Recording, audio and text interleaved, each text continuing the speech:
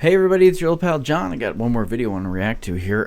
This is, I know you guys don't always see eye to eye with, I think it's Life Across the Pond, but he's got 5 ways British and American bedrooms are very different. I don't know why this is a thing, but some people, like, it's a thing apparently, not just in Britain, all over Europe. So, curious. Let's get started. One of the most common bedroom differences I get asked about is, why do Americans sleep with that extra sheet between the quilt and you? Lost. Hello, I'm Lawrence and I'm on a quest to uncover all of the memos that Britain and America lost in the pond, and one of those memos pertains to bedrooms. In Britain and throughout the world, people need a designated room where they can go to sleep and do other stuff. Like reading, That's like for obvious. example. But depending on the country that you're in, the bedroom, a word supposedly coined by Shakespeare, might take a different form. And as somebody who has lived extensively in both Britain and America, this is most certainly true of those two countries. And so without further ado, here are 5 ways that British and American bedrooms are very different. Before we even get to the main centerpiece of the bedroom, which is the bed, there is one major thing that American bedrooms have that most British bedrooms do not, and it's something contained not within the 4 walls of the bedroom, but within the wall. I'm talking about built-in closets. Now, yeah, I can exactly see where he's going, because in the States we have a lot of new construction, and even in the older construction, for us is like the 19th century, we did build closets. We did. Yeah. Just, it was a... Makes sense. Now, this is my walk-in closet. I say mine, I mean it is shared with my wife, of course. I say shared, I mean it's mostly hers. I know what he's talking about. So you might be thinking, well, Lawrence, where do British people hang their clothes? And the answer is simple: in a wardrobe that admittedly takes up more space, unless it leads to Narnia. But while America may have the advantage in the closet department, Britain is still leading the way on these. Hot water bottles. Back in the days when I still dressed like a child, you bought me this t-shirt, so you can leave it out. Back in the days when I was still a child, I distinctly remember sleeping alongside a rubber accessory that was filled with hot water. It was a hot water bottle, and it was one of those things that I'd forgotten about until researching for this video. Oh my For anyone God. not in the know, a hot water bottle is exactly the accessory I just described, and its purpose is to keep you warm while you sleep. Yeah. It can be a problem if you accidentally burst it, because then your parents think you have another problem and you have to go see a doctor. Now, with the advent of electric blankets, hot water bottles have seen a decline in popularity. This is particularly true in the United States, but I have it on good authority that people still occasionally use them in Britain. But part of me believes that most of them just use it to refill their tea without leaving the bed. As always, when it comes to comparing British and American things, inevitably it always comes back to size. And you might not be too surprised to learn that American beds on the whole are longer, wider, or sometimes both, than British beds. It's true, we actually have a size. And you know what, I don't know even know if this is just for the States. It's something called a California King, which is a king-size bed. If I assume you have like a full twin queen king, and king is largest. But now they have a California King, which is even larger.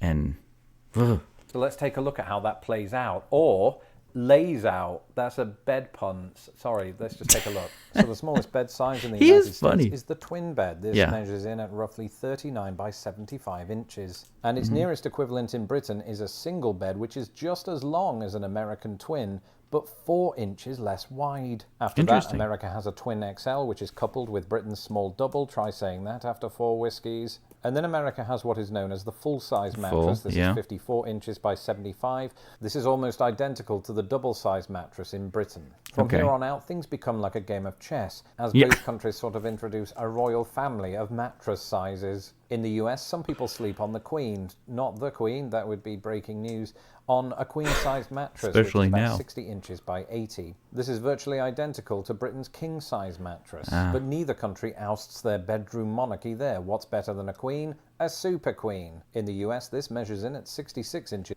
Okay, I've never heard of a super queen. I mean, you guys, I thought, had a super queen. She was pretty cool. But I've never actually heard of this one. It's by 80. Funnily enough, the nearest equivalent in Britain is called, can you guess what it's called? Can you? It's called a Super King, and it's 72 inches by 80. And so Britain wins, except it doesn't, because America also has a king-size bed that measures 76 by 80. Right. And at this point, Britain's mattresses abdicated the throne, while America's just kept going. I do have a California king at 72 inches by 84, right? And that's just showing off. That's just... So see what I mean? It is just showing off. Additional size is why Americans are more likely to use one of these. Yes. However massive the mattress is... Not so much anymore, though. It's more common in the US than the UK for it to sit on top of what is known as a box spring. And while I definitely couldn't claim to be a bed connoisseur, I hadn't heard of the phrase box spring until I moved to America. So a box spring is basically like, I don't know if you guys, plywood, all right, you have like basically like some kind of a plywood and springs. And basically just, it's like a hard springy surface. Not really springy like that, but like it just gives a little bit of give, like just a little bit. And there's a couple of reasons for this. Firstly, we don't call it that. Apparently, we call it either a sprung bed base or a divan. I've never used those terms either, and that's because this particular contraption is much less common in Britain. And so what is this contraption? Well, a box spring is a base that sits under your mattress that sort of incorporates a spring system like you might find in your mattress. And the coils, idea is with that additional bounce, I won't keep doing that, the springs in the mattress have a greater shelf life. In Britain, our mattresses tend to sit on harder surfaces, meaning that the springs in your mattress wear down more quickly depending on how much you put them under duress. Mine were mostly fine, but so much for what goes under the mattress. Let's take a look at what goes on top. Okay, so now, like in my guest bedroom, I purchased a bed frame that has, multiple metal bars across it, and foam basically is basically what it is. And both my wife and I like ours. They don't get destroyed so much as a regular mattress or an old-fashioned mattress would. And yeah, so one of the most common bedroom differences I get asked about is, why do Americans sleep with that extra sheet between the quilt and you? And this is what's known as a top sheet. Yeah. And while I have read that top sheets have become less popular among younger Americans, they are nonetheless still in wide use. But what purpose do they serve? Well, aside from adding an additional layer of warmth for Americans that don't know the joys of a hot water bottle, a top sheet is often used for hygienic reasons. The theory being that your body, and therefore body odor and sweat and dirt, doesn't come into contact with the comforter/quilt. And I can get behind this idea because it means you can wash the comforter less often. Who needs bulky laundry? Now, because Americans are more likely to use this approach than British people, they're also more likely to not use a duvet cover, because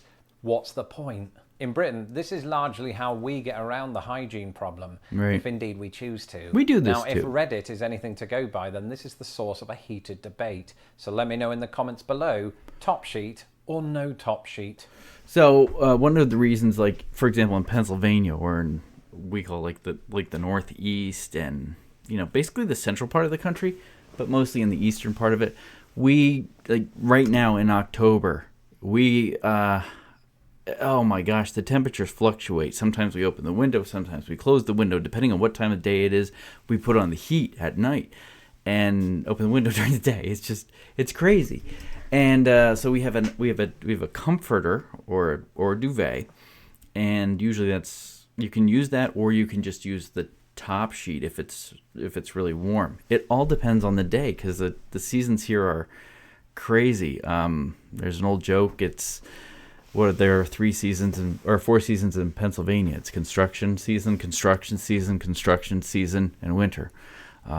But it all just kind of fluctuates. There's a lot of hills and stuff like that, and he gets trapped and released, and hurricanes coming up and jet streams. It's just insane.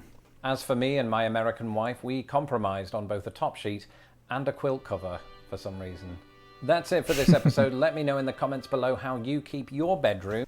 I am curious how you guys do keep your bedrooms. I know this is kind of a dated video, but I do find some things that he has to say a bridge to our two cultures. So please let me know. You know, I mean, you can give him a hard time. I don't care. He's not me.